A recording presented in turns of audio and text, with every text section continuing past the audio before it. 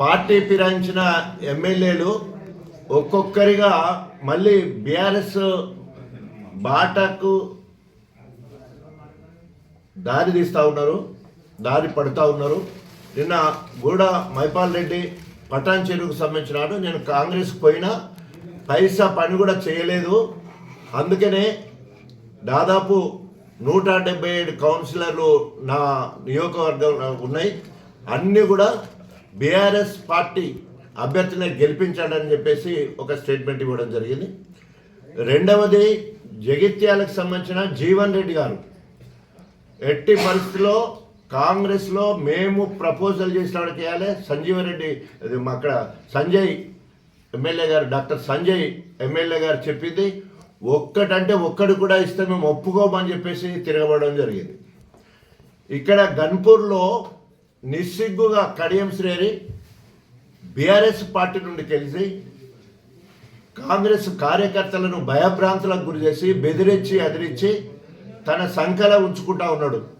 కానీ ఇక్కడ ఇందిరా గారు 2 సార్లు ఎమ్మెల్యేగా పోటీ చేసి ఓడిపోయి కనీసము అస్తిత్వాన్ని కాపాడడం కోసం కూడా ఆమెను నమ్ముకున్న కార్యకర్తలను నట్టేట ముచ్చినట్టు ఈరోజు మరి వారి కోసము స్థానిక ఎన్నికలలో వారి కోసము వారి వాటా వారికి వచ్చే విధంగా పనిచేయాల.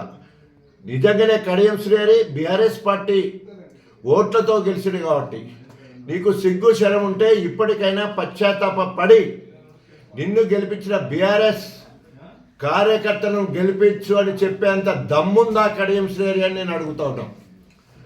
నీకేమాత్రం విశ్వాసం ఉన్నా, నీకేమన్నా నైతిక విలువలున్నా, నీకేమన్నా తప్పు ఒప్పుల గురించి విశిక్షణ ఉన్నా, ఈరోజు బీఆర్ఎస్ పార్టీ నుండి గెలిచిన నువ్వు బీఆర్ఎస్ పార్టీ అభ్యర్థులను గెలవడానికి ముందుకు రాగలవా అని చెప్పేసి నిన్ను అడుగుతున్నాను.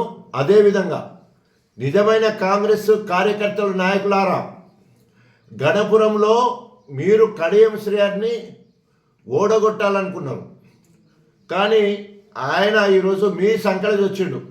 కాబట్టి కార్యకర్తల ఆధిపత్యం ఉండాలి, కానీ ఎమ్మెల్యే ఆధిపత్యం ఉండొద్దు.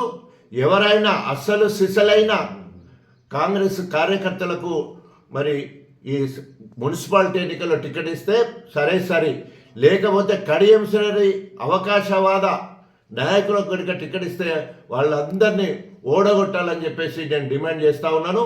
అంతేకాకుండా ఈరోజు మరి డైవర్షన్ పాలిటిక్స్ చేసి రేవంత్ రెడ్డి ప్రజల దృష్టిని మళ్లించాలని చూస్తూ ఉన్నాడు, దాన్ని తీవ్రంగా ఖండిస్తున్నాం.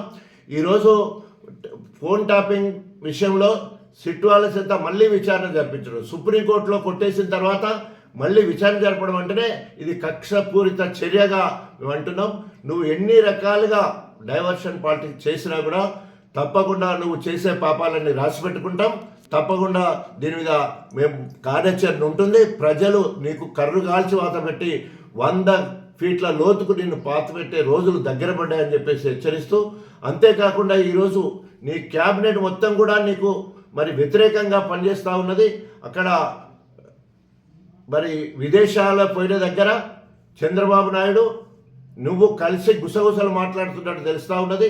దాని అంతర్యము ఎప్పటికైనా మళ్ళీ చంద్రబాబు సంఖలో జొచ్చడానికి రేవంత్ రెడ్డి దారి చూసుకుంటున్నాడు. ఎందుకంటే కాంగ్రెస్లో ఆయన పప్పులేవి కూడా ఉడుకుతలేవు కాబట్టి కింద క్యాబినెట్ మొత్తం అంతా కూడా మరి సీనియర్లు అందరూ కూడా ఈరోజు కుక్కిన పేర్లు ఎక్కున్నారు. వాళ్ళందరూ కూడా బయటపడతారు, నీ రంగాన్ని ఏమంటారు నీ భర్తం పడతారని చెప్పేసి హెచ్చరిస్తూ ఇప్పటికైనా ఇచ్చిన హామీల మీద నువ్వు మరి శ్రద్ధ వహించాలి.